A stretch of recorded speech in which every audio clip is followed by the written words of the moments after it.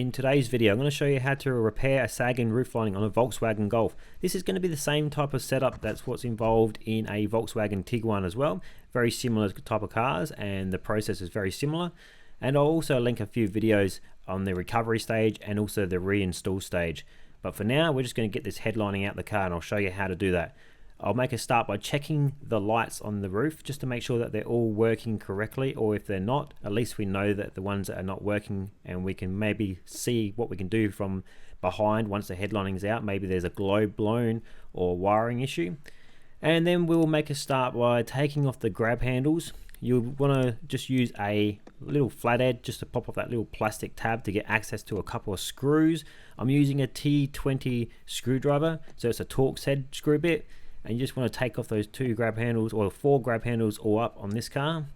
And then once we've done that, we can move ahead and take off the sun visor clip.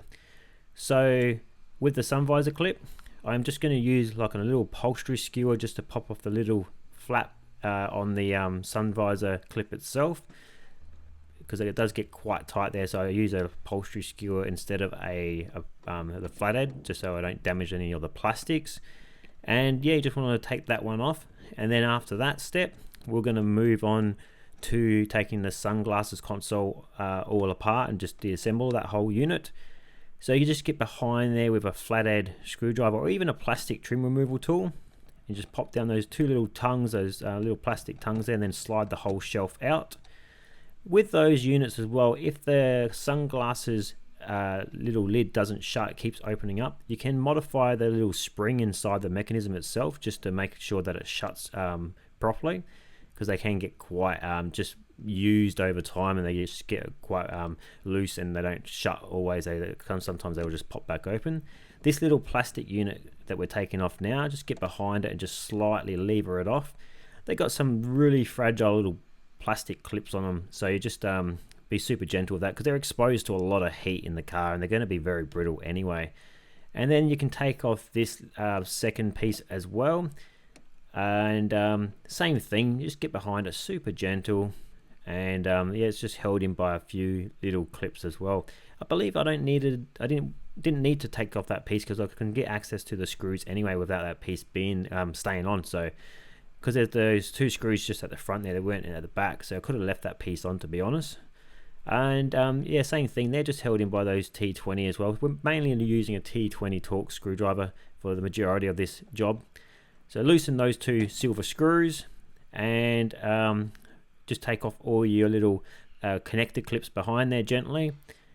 If you had a sunroof, you'll probably have about 2 clips to unplug there. And then from now, you just there's a little plug there that connects up to the front. You want to unplug that before you drop down the headlining, because the weight of the headlining could snag on that. So there's 4 screws remaining to take off this sunglasses unit. So the 2 at the front are usually a T15 or a Phillips head screw, and the ones at the back are just a T20. Once that's been done, you can then get behind that plastic unit and take it away from the headlining. And they're normally just quite easy. You just get behind them with your fingertips and it just comes away. Then we will proceed to taking the headlining away from the B-pillar. You just get your hands behind either side and just gently pull it away from the B-pillar, because it only goes under about 2 to 3 mil.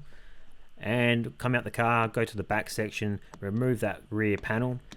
And once that's off, there's some clips that sometimes fall off the panel itself and stay inside the car. So you want to grab a pair of like multi-grips or pliers just to remove those clips and put them back onto that panel. So to finish this one off now, we're just going to drop down those sun visors, flex the headliner board away from the front A pillars, then drop the headliner board down by removing it away from the rear C pillar section, and then straight out the rear of the hatch. So the clips that we're working with today can be 2 styles. This is the style that can be quite irritating, because that little metal tab can fall out of place. So we're just going to push that back into location now. So for some reason we lost the video footage about dropping down the sun visors and removing the headliner board out the car, but if you're looking for that content, just check the videos that we loaded up last week, which was the Volkswagen Jetta removal, and then there was also a video with the Volkswagen Jetta reinstall, because it's going to be exactly the same process as what's involved with dealing with these little brackets, the sun visors, the grab handles. So just check that one out just to complete this video. And also this one's going to be much easier to remove because it's not the Jetta where it's a sedan. This is just the hatchback, so the board just gets removed through the rear door. Same as the Volkswagen Tiguan. There's the same thing, you just remove the headliner board out the back section. And that's pretty much it. That's all you would need to know to complete this video to remove a Volkswagen Golf headliner. So thanks for watching, guys. Hopefully you found this video content helpful. If you did, make sure you give this video a thumbs up and subscribe to the channel, and we'll see you on the next video. See ya.